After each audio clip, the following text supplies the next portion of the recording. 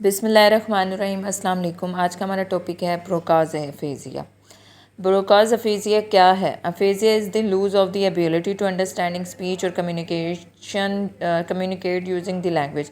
Aphasia जो है उसका जो काम है वो एक ऐसी बीमारी है जिसमें इंसान जो है वो उसका स्पीच जो इनबैलेंसिंग हो जाती है, कम्युनिकेट नहीं कर पाता और जो उसकी लैंग्वेज होती है वो उसको समझना आसान नहीं होता।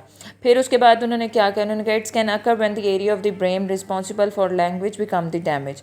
उन्होंने कहा जो दिमाग का एक एरिया होता है जिसकी वजह से हम अपने जो रिस्पॉन्सिबल होता है हमारी लैंग्वेज के साथ वो डैमेज हो जाता है।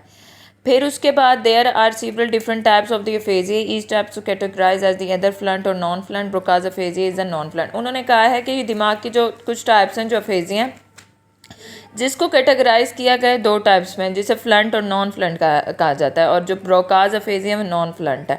फिर इनकी फर्दर टाइप्स उन्होंने दी हुई हैं। अब अफेजिया उन्होंने क्या कहा? अफेजिया एक ऐसी बीमारी है जो जब एक इंसान इस बीमारी में मुब्तला होता है तो उसका कम्युनिकेट दिमाग के अंदर जो एरिया दिमाग का वो एरिया जो रिस्पॉन्सिबल होता है हमारी लैंग्वेज से वो डैमेज हो जाता है, जिसकी वजह से हम सामने वालों को अंडरस्टैंड करना, स्पीच उसकी जो होती हैं और कम्युनिकेट सामने वाले को करना और जो लैंग्वेज होती है वो इनबैलेंसिंग हो जाती है। फिर उसके बाद उन्होंने क्या कर अफेजिया को कैटेगराइज किया दो टाइप्स में, एक है फ्लंट और दूसरा है नॉन फ्लंट, जबकि ब्रोकाज अफेजिया है वो नॉन फ्लंट है।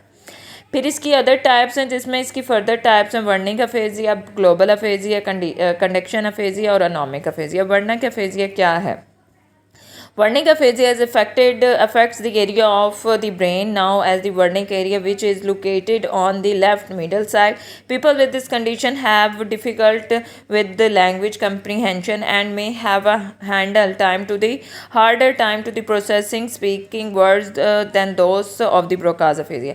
उन्होंने क्या कहा? उन्होंने कहा वर्निक अफेजिया वो अफेक्ट होती है दिमाग की उस जगह पे जिसे वर्निक एरिया कहते हैं, और ये दिमाग की लेफ्ट मिडल साइड पे पाया जाता है। फिर उन्होंने कहा है जो पीपल इस बीमारी में, जो पर्सन इस बीमारी में मुब्तला होता है उसका जो वो डिफ़िकल्ट होता है बोलने में और कंप्रीहेंशन यानी पैराग्राफ्स जो उनकी वर्ड्स होते हैं उनमें, और उनका जो टाइम होता है बहुत ज़्यादा हार्डर होता है कि वो वर्ड्स को किस तरह से बता सकें। इसकी दूसरी टाइप है conduction aphasia, global aphasia. Global aphasia क्या है? Global aphasia result from the extensive damage to large area of the brain responsible for language. This type of the aphasia can result in the extreme difficult with the communication. उन्होंने क्या कहा? Global aphasia, जो global aphasia है उसका जो result होता है जब दिमाग का एक लार्ज एरिया होता है वो डैमेज हो जाता है।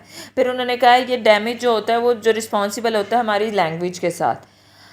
फिर उन्होंने कहा जब अफेजिया का रिज़ल्ट देखा जाए तो इसमें बहुत ज़्यादा तासुर पाए जाते हैं हमारे कम्युनिकेट करने में। फिर है कंडक्शन अफेजिया। कंडक्शन अफेजिया क्या है? People with the conduction aphasia have a harder time to repeating the words और sentence that have been spoken to them. This type of the aphasia due to the damage in the area of the brain that communicated between Broca's area and the Wernicke area. अब conduction aphasia में क्या है? उन्होंने कहा जो एक person होता है जब वो कंडक्शन अफेजिया में मुब्तला होता है तो उसका बहुत हार्डर टाइम होता है कि वो उन लफ्ज़ को रिपीट करने में, उसको सेंटेंस और जो स्पीक कर रहा होता है उसको बताने में उसके लिए बहुत डिफ़िकल्ट टाइम होता है। फिर उसके बाद उन्होंने कहा अफेजिया जब डैमेज होता है दिमाग के एक हिस्से में, तो दिमाग के उस हिस्से में जिसकी वजह से हमारा जो कम्युनिकेट होता है वो डैमेज हो जाता है, जिसकी वजह से वो उसे या तो हम ब्रोकाज अफेजिया कह सकते हैं या वर्निक एरिया कह सकते हैं। अनोमिक अफेजिया क्या? Anomic aphasia result difficult with the naming objects. A person with the condition can recognize with the understanding what an object is and what it's using for but have trouble finding to the correct words और naming from the objects.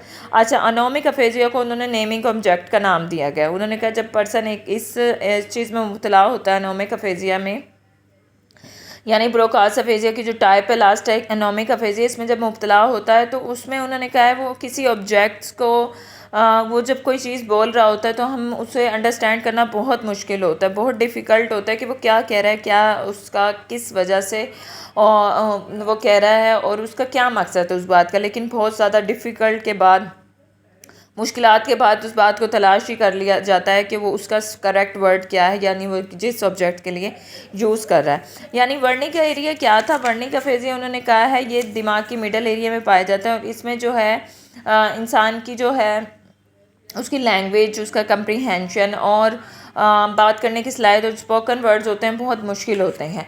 Global aphasia में होता है दिमाग का large area होता है जहाँ पे वो डैमेज होता है, जिसकी वजह से जो एक्सट्रीमली डिफ़िकल्ट होता है कम्युनिकेट करने में। कंडीशन अफेजिया में क्या है, उन्होंने कहा है कि ये एक हार्डर टाइम होता है जो रिपीटिंग वर्ड्स होते हैं या सेंटेंस होते हैं या लफ्ज़ कोई बोल रहे होते हैं उसको समझने में। जब दिमाग का एक एरिया डैमेज होता है तो उसकी वजह से या तो वो वर्निकर एरिया कहलाता है या ब्रोकाज एरिया कहलाता है। अनोमिक अफेजिया क्या है, इसे नेमिंग ऑब्जेक्ट्स का नाम दिया, जिसमें उन्होंने कहा है कि इससे नेमिंग ऑब्जेक्ट ये है कि यानी एक पर्सन जब कुछ बोल रहा होता है तो उसे अंडरस्टैंड करना बहुत मुश्किल होता है, लेकिन बहुत सी मुश्किलात के बाद उसका करेक्ट वर्ड या ऑब्जेक्ट्स फाइंड कर लिया जाता है। फिर इसकी कॉजेज़ हैं, कॉजेज़ क्या हैं, उन्होंने कहा ब्रेन ट्यूमर हो जाता है, दिमाग की इंजरीज हो जाती हैं, इन्फेक्शन हो जाता है दिमाग में, स्ट्रोक्स हो जाते हैं, या उन्होंने कहा प्रोग्रेसिव न्यूरोलॉजिकल कंडीशन होती हैं या अल्जाइमर डिसीज़ हो जाती हैं। सिम्टम्स में उन्होंने कहा है poor of the absent grammar, difficult forming complete sentence, difficult repeating what has been said by other, trouble with the writing sentence, difficult to reading. यानी उन्होंने क्या कहा, उन्होंने कहा जो उनके जो ग्रामर होती है बिल्कुल एब्सेंट होती है, यानी उसकी समझ नहीं आ रही होती कि वो क्या कह रही हैं।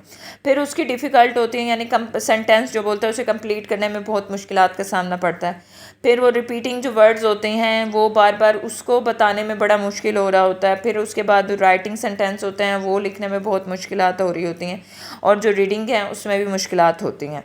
Diagnosis of the Broca's aphasia required an MRI और CT scan. This test helped to determine the exact area of the brain that affected as well as the extent of the damage। यानी diagnose में क्या है, उन्होंने कहा Broca's aphasia के लिए कुछ टेस्ट किए जाते हैं जिसमें MRI और CT स्कैन होते हैं। उन्होंने कहा ये जो टेस्ट हैं ये बताते हैं कि ब्रेन का कौन सा हिस्सा है जो अफेक्ट हुआ है और उसी को ट्रीट किया जाता है, यानी कौन सा एरिया है जो कि अफेक्ट हुआ है और उसमें एक्सटेंट डैमेज हुआ है जिसकी वजह से ये बीमारी मुब्तला हो गई। फिर ट्रीटमेंट है, Broca's aphasia required the treatment with speech therapy, it's not the expected to improve on it time.